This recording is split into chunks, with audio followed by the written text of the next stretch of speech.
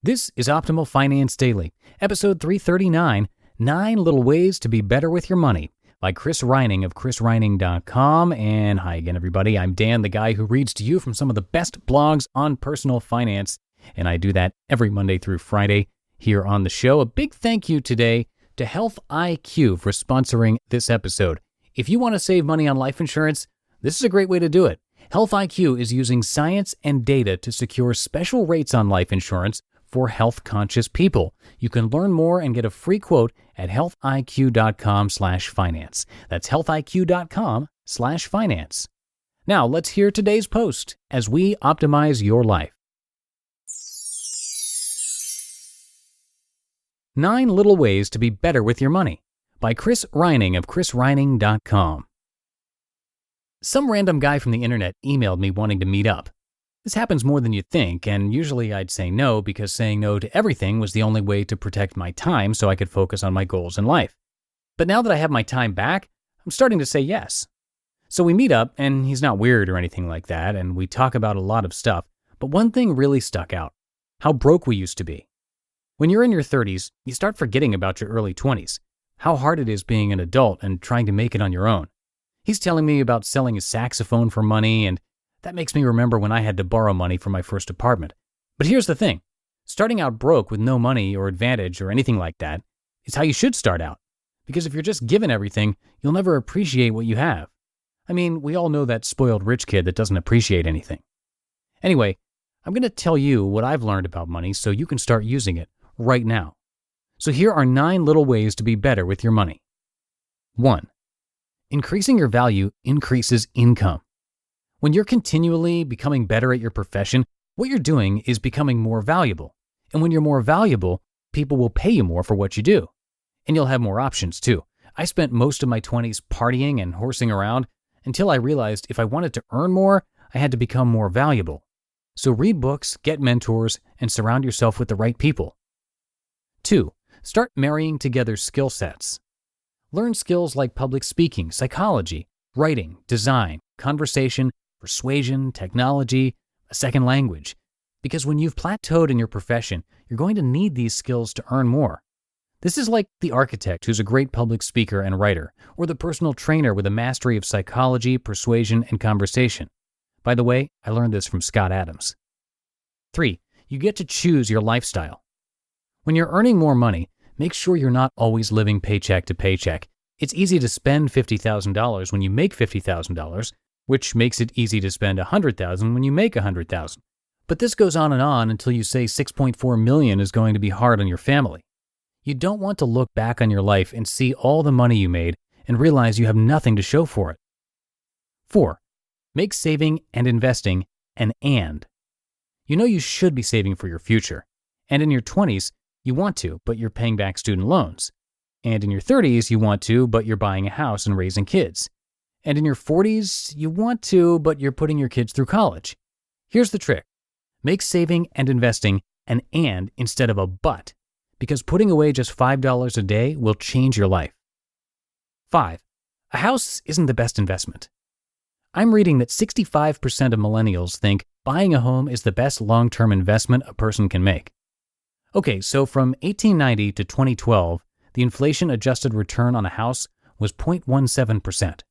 That means if you bought a house for $5,000 in 1890, it'd be worth $6,150 in 2012. And over the same time period, the inflation-adjusted return of the stock market was 6.27%. That means if you invested that same $5,000, you'd have $8 million. Buy a house, but don't buy a house, live in it, and think it's the best investment. 6. You can't have it all. I never feel guilty about spending thousands of dollars on travel. Why? Because you shouldn't feel guilty about spending money on the things that really matter to you. But this means cutting out everything that doesn't matter. Like I won't spend more than $10 on my phone, and I haven't had TV in like 7 years. Realize you can't have it all, so cut out the stuff that doesn't matter to you, and you can have the things that do. 7. Small changes lead to big changes. I used to say you shouldn't worry about spending $5 on a latte, but now I'm thinking you should. Why? Because when you have the ability to change the small things, it gives you the ability to change the big things. For example, if you're really serious about saving money, You can downsize your house, get rid of your car, and throw everything away. But you won't because it's just too overwhelming. Instead, start with a latte and work your way up. 8.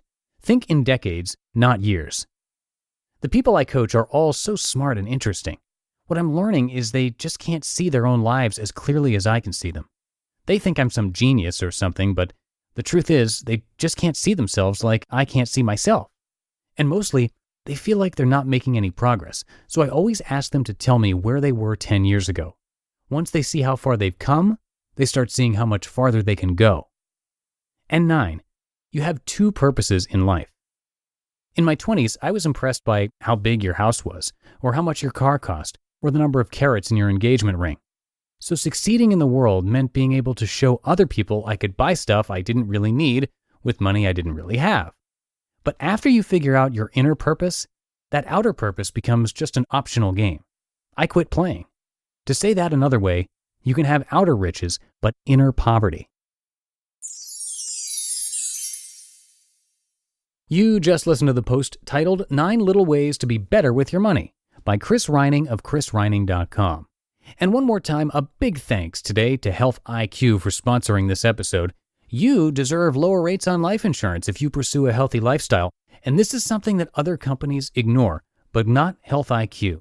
They use science and data to secure special rates on life insurance for health-conscious people, and that includes cyclists, runners, strength trainers, even vegans, and more.